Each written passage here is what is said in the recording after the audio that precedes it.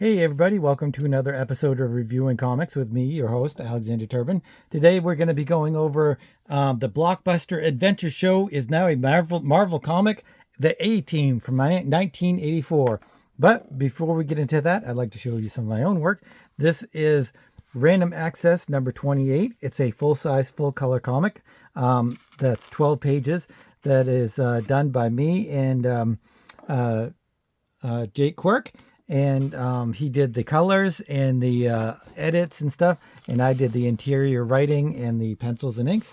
And this is just kind of a little teaser of 1900s horror, and it's a little show of what's going to be in that issue, and also some other teasers and stuff, and a Paul Courtjohn backup story as well. So that's number 28. You can get that at Patreon.com/Alexander Turbin, or you can go to my website, alexanderturbin.com, which is probably the best way to get it. But so we're looking at the A-Team. So I'm going to reveal my age. I'm 54, and I think I was a little too old for the A-Team. I was probably junior high, late junior high, so like 8th grade. I think the A-Team was maybe made for people. Actually, no. Maybe I was in the 6th grade. So maybe this is exactly my age bracket that it was aimed at. This and Knight Rider and all those shows were pretty much aimed at my demographic at the time. So the A-Team, I never really loved the A-Team. I mean, everybody likes the A-Team. Everybody likes Knight Rider. Everybody likes what's the Good Old Boys. I can't remember their name. That was probably my least favorite of all those types of shows. But the A-Team, yeah, it was pretty cool. I liked the episodes. I've seen a fair amount of the episodes, and but I think even then, at my young age, I think I understood the formulation that a show, if they keep doing the same thing every episode, then I'm gonna get bored with it. It's kind of like He-Man.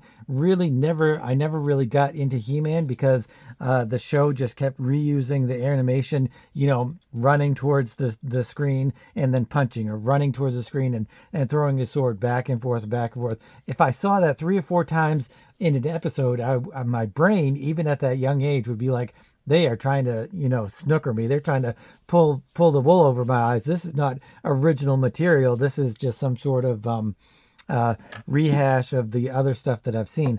And that's basically how I felt about the A-Team. The stories were basically all the same, and they had a few tropes that they did every time. B.A. Baraka being in flying, them having to drug him because he was afraid to fly. What's his name? Mad Murdock being the doing some kind of crazy stuff, or face. They all had their roles. They all had like maybe 5 minutes of screen time in which their roles were defined every episode exactly the same way. And then they would have some sort of third party government contract or whatever. Then they were being chased by the military.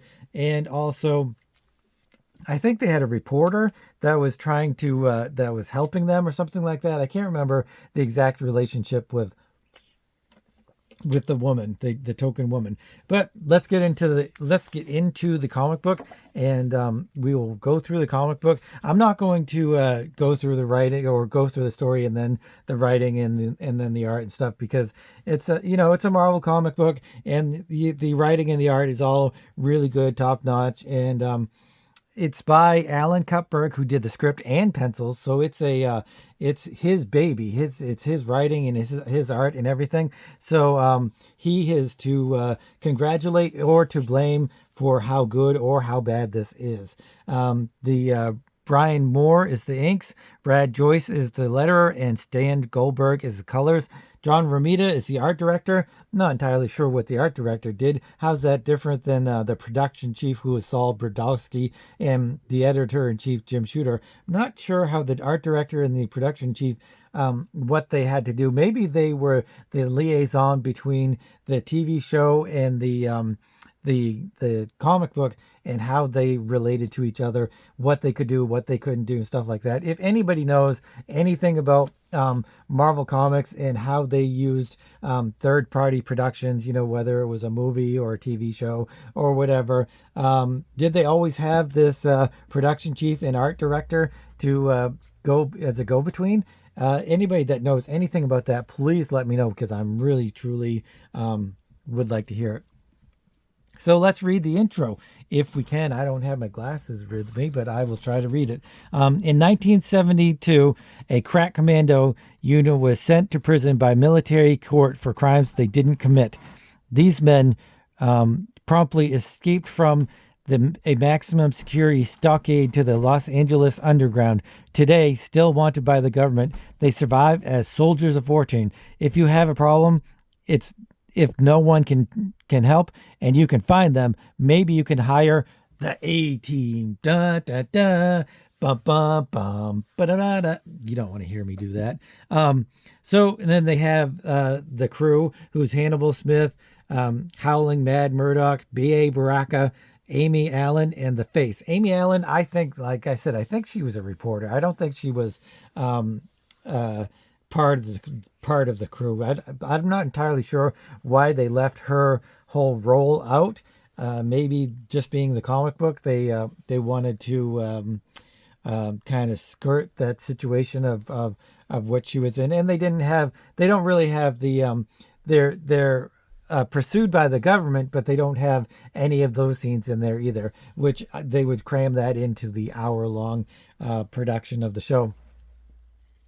So it starts out with Hannibal and Face and BA, the four of them in the desert, and it's hot and sweltering, and they're waiting for whoever is going to be hiring them. One of the great things, or the most specific things that I look for when I see an adaptation or something like this, is does the artist represent the characters in an effective way that I know who they are. You can't just have a black guy with a mohawk and some jewelry. They have to have, some sort of resemblance to their characters, which he does really well. The first page, he obviously is going to try his hardest to kind of establish that these who are the characters that and a Hannibal, I think he does a really exemplary job, and BA, I think he does pretty good too.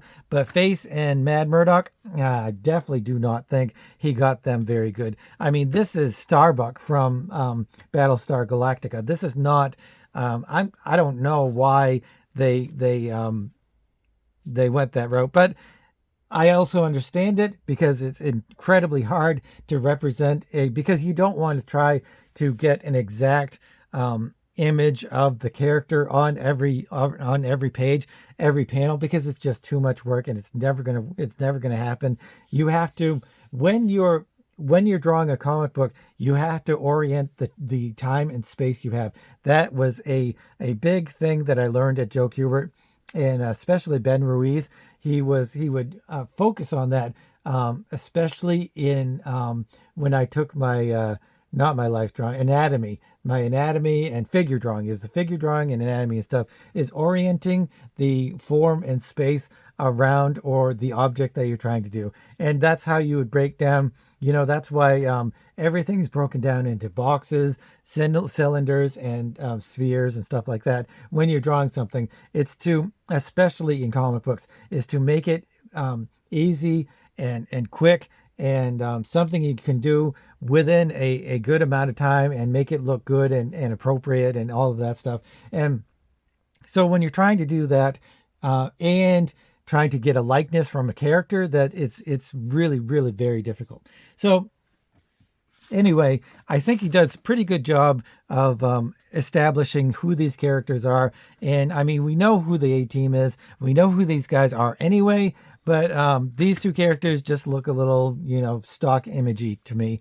But it's very hard to get anybody's likenesses, and we're lucky that we got those three as good as we did. So they're in the desert. They're having these dialogues about your typical A-Team excuse me, dialogue between Face. Face is always calling Mad Murdock crazy, and BA is like, I pity the fool. I mean, he's got all of these little quirks um, and I don't know what you'd call them, just patented lingo type things. It just kind of like um, um, Hannibal has. I love it when a plan comes together. And now that I mentioned that, I'm pretty sure he doesn't say that at the end. Nope, he does not say that at all at the end, which makes me kind of sad. Um, Last is, hey Hannibal, there's Face you might want to see. BA, I pitied the fool. Nope, no. I love it when a plan comes together, which is kind of crazy. So they're in the desert, and then a helicopter comes. I guess the reporter or whatever has found, which is how they get most of their jobs.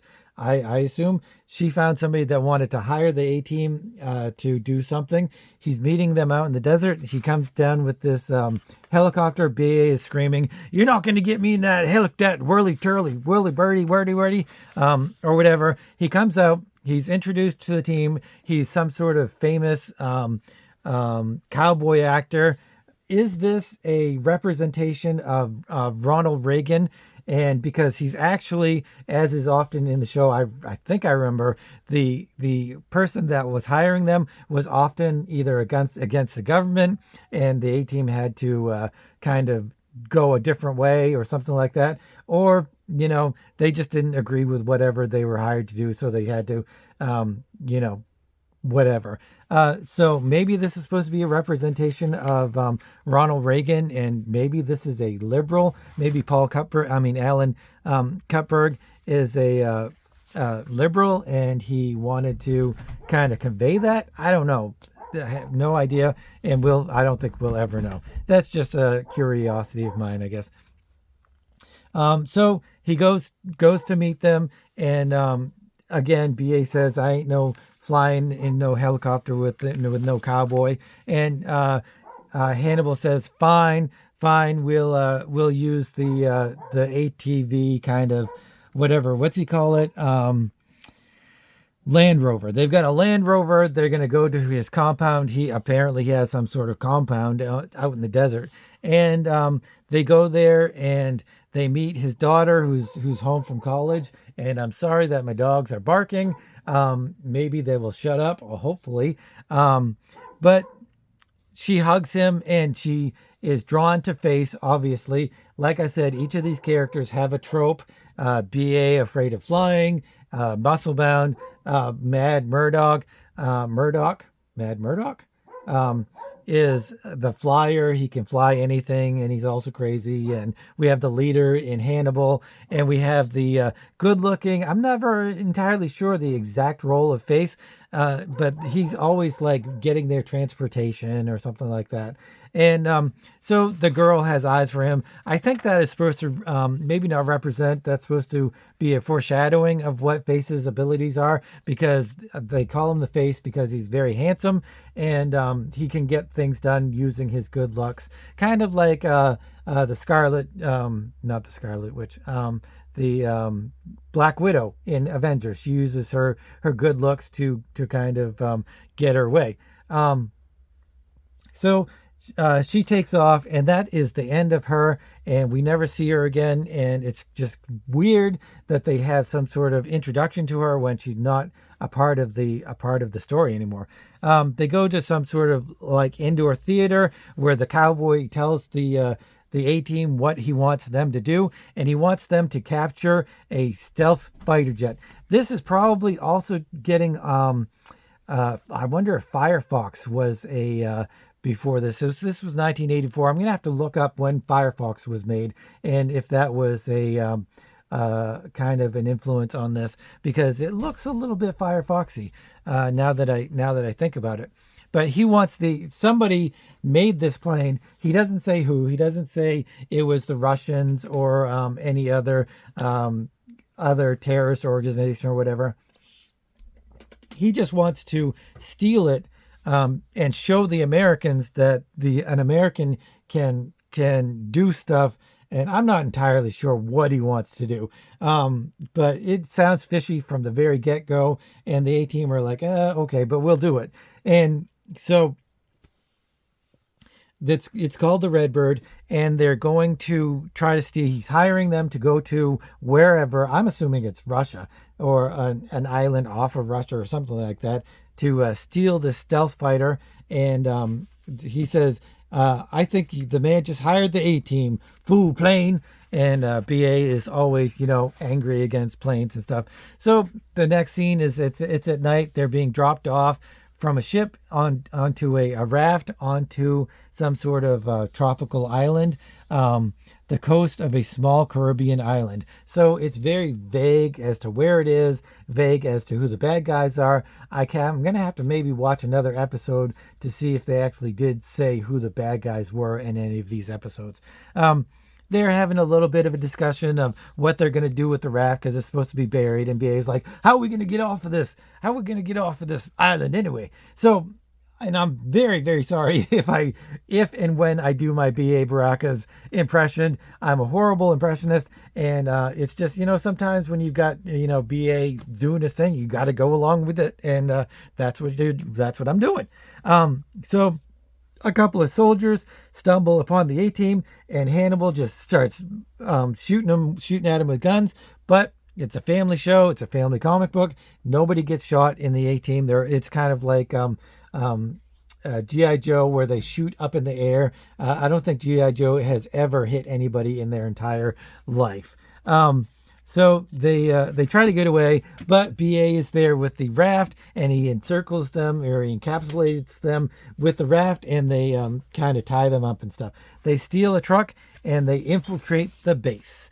Then there's a couple yawning soldiers, or there's one yawning soldier guarding the base, and Hannibal is dressed up as a general, and he just starts yelling at him and giving him a hard time. And the rest of the A team just drive right through with their truck that they had stolen, I assume, from the two soldiers that had stumbled upon them. So Hannibal has decided that they're all going to break up and they're all going to do their own thing. I'm trying to remember if that's what they always do. Do they always break up into different missions? I think they do, because that gives each character some of their own time to shine in a scene. So BA takes off, and then Face and Murdoch are driving along, and Face takes off, and they're each supposed to do their own thing. Face gets caught first by this woman, Russian, whatever, but she's taken in by Face, and he gives her some sort of rigmarole about being hurt, and he can't talk, and that's why he doesn't know Russian. Excuse me. But he's supposed to, I can't remember what he's supposed to he's supposed to, I've got to check some data dials to be sure, that data dials that BA's work goes unnoticed. So BA is sent off to do some trickery with their remotes, their radar, their plane tracking equipment, all that stuff. And Face is there to help him and to try to keep them off of him doing that. And who knows what Mad Murdoch is supposed to do. But BA takes off. Did I miss a page? Nope, I didn't miss a page. BA goes to exactly where he's supposed to go to, and he goes to the computer filing room or whatever, but he sees a couple of the soldiers, so this gives BA a perfect opportunity to use the big muscles that he has, and knock these soldiers out. And then Hannibal meets up with Mad Murdoch, not Matt Murdock. It's not Daredevil. But it just somewhere they meet up together, and then they're supposed to pick up Face and BA, and so they're going actually to find the plane. They're going to find the what's it called again? The Redbird, the red something. I can't remember what it's supposed to be called. Redbird. It's called the Redbird. Yep, they're going to actually find the Redbird, and so they make their way to the hangar deck, and lo and behold, there she is, and Hannibal just is asking Murdoch if he can fly the thing, and Murdoch says, "I'll marry it if you let me," and stuff. And Murdoch's like, "Go, cut it out! You're crazy!" Rah rah rah. And so now, if only BA can complete the rest of the calibrations without being discovered. Dun dun dun. BA, next scene, BA is doing the calibrations, which is very interesting that he is left doing the technical work. You would have thought that either Face or Mad Murdoch would be doing the technical stuff, which this fool thing is trickier than I thought.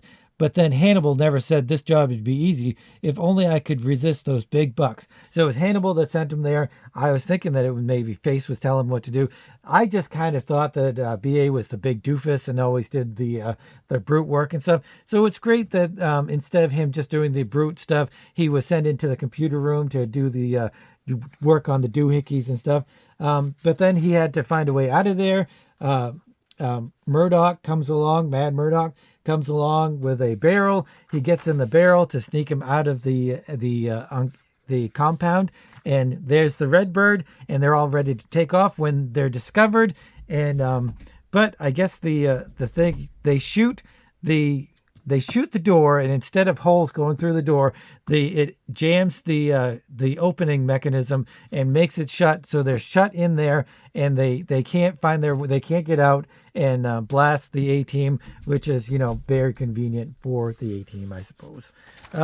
So next scene, this is the part where BA doesn't want to fly, so they have to do something about it. He's in the canister. He throws in some sleeping gas capsules, and he goes to sleep. And they pull him into the plane, and they take off.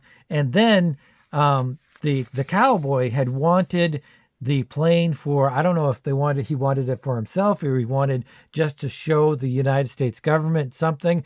They made that really vague. But they all bail out with their parachutes, and the explosion, it's the auto destruct button, and it blows up, and you have some sort of check today's headlines for yourself, Hannibal. That cowboy's going to be pretty angry that we've exposed his little scheme.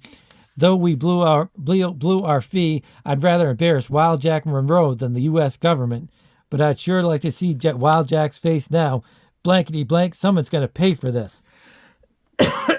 And then we have like an epilogue where it shows the Russian soldiers being shot for letting the A-Team infiltrate and do their stuff, and the guy that is chasing the A-Team, the military general that's chasing the A-Team, and a little end scene, which is usually supposed to be Hannibal saying, "I love it when a plan comes together," but it's, "Hey Hannibal, here's a face you might want to see. B.A., I pity the fool that shoved me out of that plane on a parachute." The end. So there you go. This is issue number 3 of the A-Team. I'm assuming each issue has an encapsulated story, self-contained story, which is good because I don't think I would want a longer version of the story. I know that there was a reboot with Liam Neeson as Hannibal, and I never actually saw it. I do remember reading a little thing about by Stephen King, I believe it was, that was talking about a tank being dropped out of a plane, and it was the parachute holding up the tank as it fell, or something like that. I don't know. It's something like that, and it ruined him for him, ruined the movie for him. But that's kind of silly because that's what they always did. They always did, off the wall weird stuff. It's not supposed to be any kind of seriousness or anything like that. Maybe that was the G.I. Joe that he was talking about. No, I'm pretty sure it was the A-Team.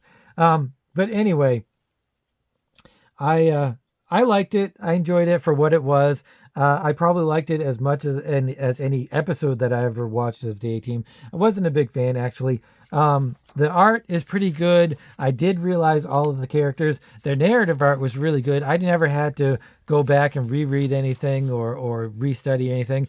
Story-wise, there were a lot of things that didn't really make a lot of sense. Like, why introduce her if she wasn't going to have any kind of relationship with them in the future. But I don't know how many. I think there's 4 issues in this, and this is the 3rd one. So maybe she comes back for the 4th issue. Anybody that's read or has all of these issues, please let me know what you thought of them, and if they have any kind of ongoing thematic theme or storyline or anything like that. I did kind of enjoy this though.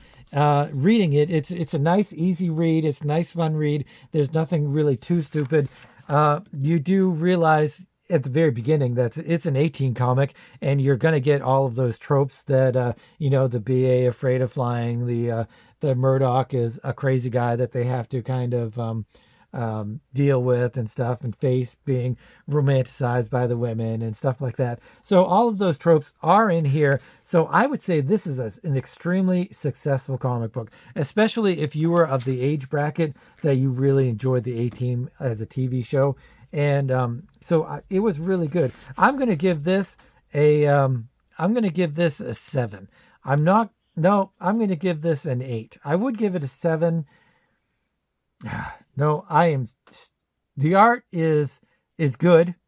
The narrative art is good.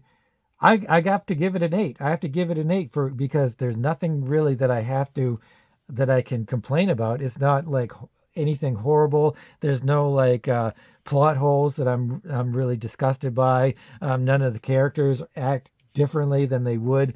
All of the characters have some good dialogue, and they have their own unique versions and views on the world and stuff like that. So that's pretty good. So I can't really drag it down for that.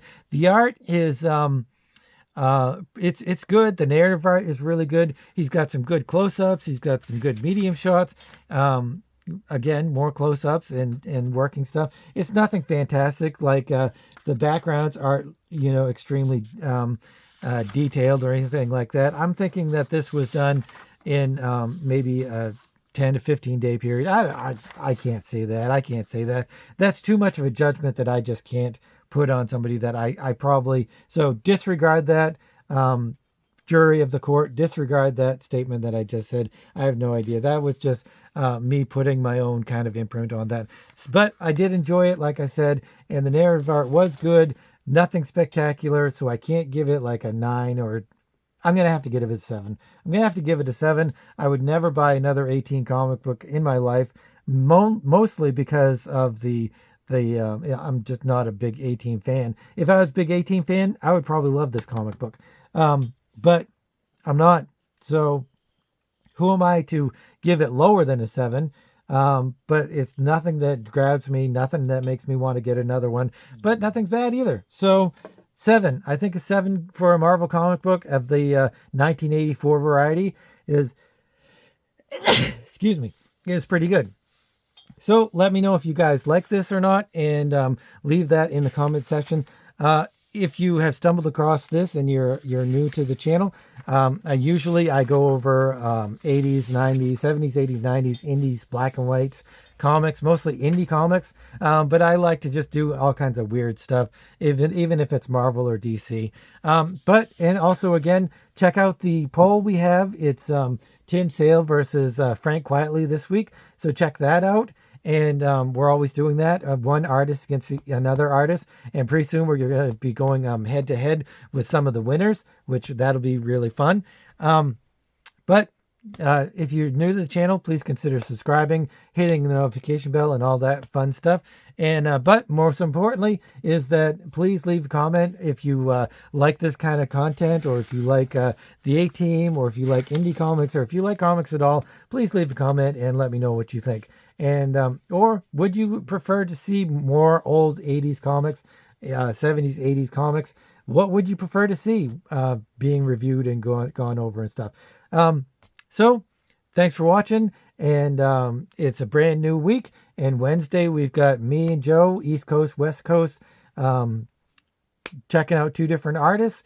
And then we'll be back on Friday for another review and deep dive. And we'll go on for there. And thank you very much for watching, and I really appreciate it. And please leave the comments. I really enjoy those. And so, again, thanks for watching. And as always, keep on creating.